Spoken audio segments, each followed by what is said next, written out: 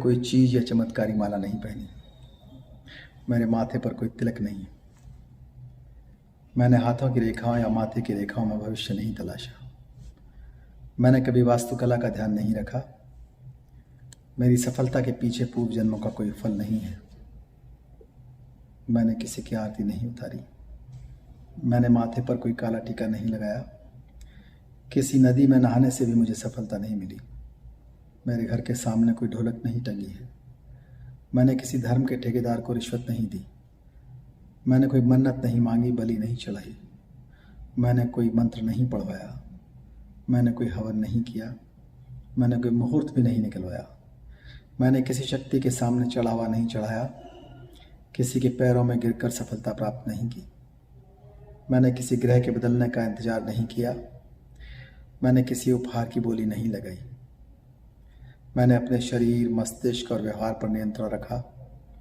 मैंने जीवन में बचपन से ही कड़ी मेहनत की, पढ़ाई की, खूब रुचि और गंभीरता से पढ़ने वाला विद्यार्थी रहा।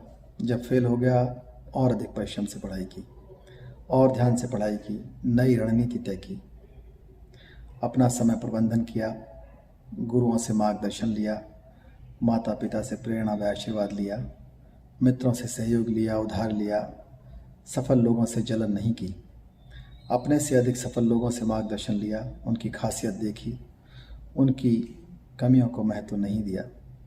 मैंने महामानव बुद्ध, सावित्रीबाई फुले, ज्योतिबा फुले, बाबा साहब डॉक्टर अम्बेडकर के जीवन संघर्ष और उद्देश्य को समझा और नैतिकता के रास्ते पर चला, विज्ञान के रास्ते पर चला। मैंने पुरानी परंपराओं, उत्सवों पर समय, धन और ऊर्जा नहीं गंवाई, अपने चरित्र को बनाए रखा तथा रोजमर्रा के झगड़ों से स्वयं को बचाया, किसी प्रकार का नशा और अहंकार से अपने आप को बचाया।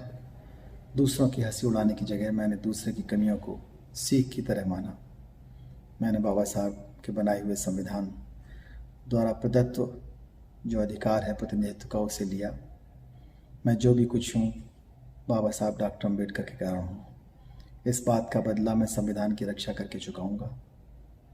मैं पे बैक टू फैमिली और पे बैक टू सोसाइटी करके चुकाऊँगा। मैं समाज के पुनर्निर्माण के लिए सदैव तत्पर रहूँगा। मैं अपने सभी गुरुजनों के प्रति कृतज्ञ हूँ। मेरे माता पिता, भाई बहन, परिवारीजन आदि सभी ने मेरे जीवन को संवारा है। मैं उनका सदैव ऋणी रहूँगा, उनका ध्यान रखूँगा। साथ ही मैं अपने परिचितों, मित्रों, छोटे बच्चों, विद्यार्थियों से यह अपील करता हूँ कि वह किसी अंधविश्वास के भ्रम में न पड़कर